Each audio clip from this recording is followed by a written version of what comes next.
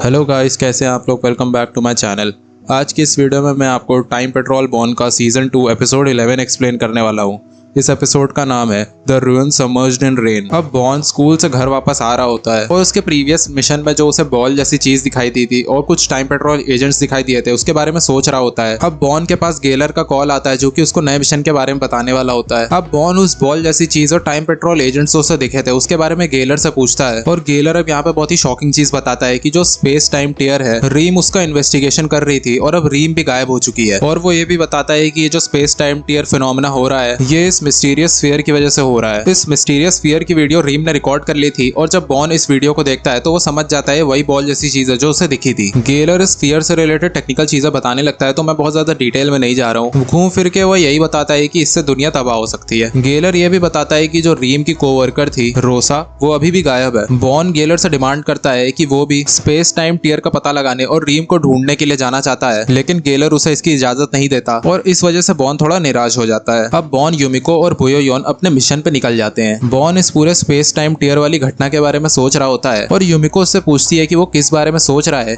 लेकिन बॉर्न यूमिको और बुयोयोन को इस बारे में कुछ नहीं बताता। अब बॉर्न मिशन के बारे में बताता है कि वो लोग 2400 बीसी के मोहिंजोदारो जा रहे हैं। वहां पे उन्हें एक यंग लड़के को बाढ़ से बचाना है। अब वो लोग मोहिंजोदारो के पास स्थित एक गांव में आ जाते हैं जिसका नाम कोट डीजी होता है। यहाँ पे उन्हें अपना रेस्क्यू टारगेट दिखता है जिसका नाम आमरी होता है। ये अपना सामान बेचने के लिए मोहिंजोदारो जाने वाला होता है और ये लड़की पीरक होती है। आमरी अपना स्टैंप भूल गया होता है जिसकी वजह से वो ट्रेड कर पाए, तो पीरक आके उसे उसका स्टैंप दे देती है। जिस बाजार में आमरी जाने वाला होता है वहां पे उसे एक लड़की पसंद होती है और वो लड़की एक डांसर होती है। उस लड़की के बारे में सोचते हुए आमरी शर्माने लगता है। आमरी बाजार की तरफ निकल जाता है और बॉर्न बताता है कि पहले के टाइम में बार्टर सिस्टम चला करता था और ये जो स्टोन्स हैं आमरी के पास वो उसे एक्सचेंज करेगा बाजार में। मोहिंजोदारो में बाजार ड्राई सीजन में लगता था और अभी ड्राई सीजन ही चल रहा है, लेकिन बॉर्न बताता है कि एक हफ्ते बाद बाढ़ आने वाली है। अब बॉर्न यूमिको इस एरा के कपड़े पहन लेते हैं जिससे कि उनके ऊपर कोई भी शक ना करे। बुयो बॉर्न को एक दवाई देता है जिससे कि उसके बाल बढ़ जाएं और बॉर्न उस दवाई का इतना ज्यादा यूज कर लेता है जिससे कि उसके बाल कुछ ज्यादा ही बढ़ जाते हैं। अब आगे दिखाया जाता है कि बॉर्न और यूमिको मोहिंजोदारो की तरफ जाने लगते हैं। अब बॉर्न इस जगह की हिस्ट्री के बारे में बताने लगता है। बुयोयोन यूमिको की टोपी की तरह बना हुआ होता है जिससे कि उस पर कोई शक ना करे। अब यहाँ पे कई सारे लोग अपनी दुकान लगाए हुए होते हैं। बॉर्न बताता है कि सिर्फ ड्राई सीजन में यहाँ पे बाजार लगाई जाती है और रेनी सीजन में ये जगह लोग छोड़ के चले जाते हैं और यहाँ पे सिर्फ कुछ लोग ही रहते हैं क्योंकि रेनी सीजन में ही यहाँ पे बाढ़ आती है। अब बॉर्न लोगों को आमरी दिखता है। अब आमरी की लव इंटरेस्ट रोहिला यहाँ पे डांस कर रही होती है और आमरी उसे आके देखने लगता है। अब यहाँ पे ये बंदा अनाउंसमेंट करता है कि बाजार को शुरू किया जाता है और यहाँ पे सब लोग बहुत ही ज्यादा एक्साइटेड हो जाते हैं। अब आमरी की दुकान पे एक बंदा आता है और आमरी और वो कस्टमर एक दूसरे को अपना स्टैंप दिखा के ट्रेड करने लगते हैं और बॉर्न इस स्टैंप के बारे में यूमिको को बताता है कि ये सील एक स्टैंप की तरह होती है जो कि ऑथेंटिसिटी दर्शाता है, जिससे कि सामने वाले को कॉन्फिडेंस मिले कि तुम उसके साथ बिजनेस कर सकते हो। अब यूमिको बॉर्न को एक आइडिया देती है कि अगर आमरी अपना सारा सामान बेच दे तो एक हफ्ते बाद जो फ्लड आने वाला है उससे पहले ही ये जगह छोड़ के आमरी अपने घर को निकल जाएगा। तो एक काम करते हैं कि जल्दी जल्दी उसका सामान बिकवा देते हैं। अब बॉर्न लोग प्रोजेक्टर की मदद से आमरी के शॉप के सामने बहुत सारी भीड़ लगवा देते हैं और इस प्रोजेक्टेड लोगों को देख के असली वाली जो जनता होती है वो भी अट्रैक्ट होने लगती है और उसकी शॉप के बाहर बहुत ही भीड़ लग जाती है। आमरी इतनी सारी भीड़ को अकेले हैंडल नहीं कर पा रहा होता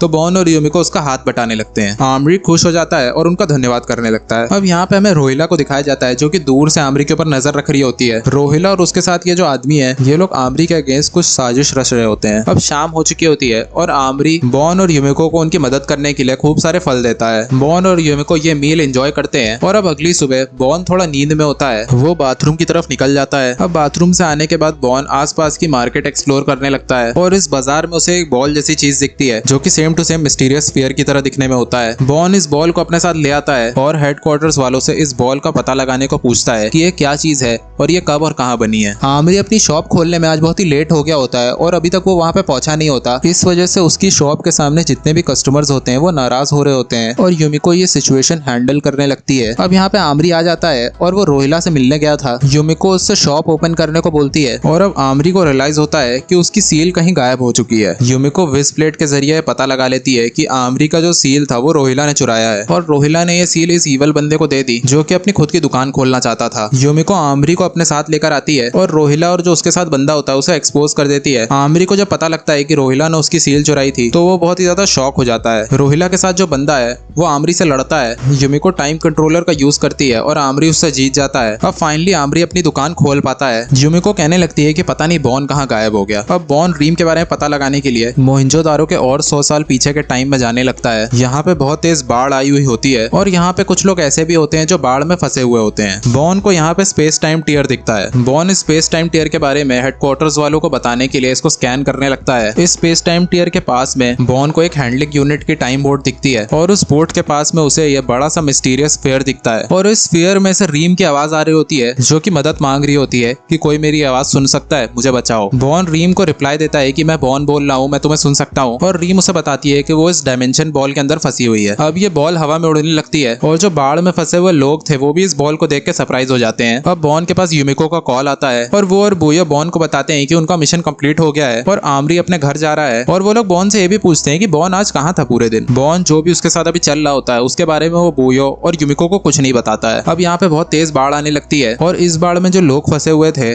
बॉन उन्हें चेक कार्ड से स्कैन करता है और उन्हें टाइम फील्ड में रैप करके उन्हें बचा लेता है। ये डायमेंशन बॉल एक स्पेस टाइम टीयर वॉर्टेक्स के अंदर जाने लगती है और बॉन भी उसका पीछा करते करते इस वॉर्टेक्स के अंदर चला जाता है और अब ये एपिसोड खत्म हो जाता है। अगर आपको ये वीडियो अच्छी लगी हो तो लाइक कर देना और मेरे चैनल को सब्सक्राइब कर देना। मिलता हूँ मैं आपसे अगली वीडियो में, तब तक के लिए बाय बाय।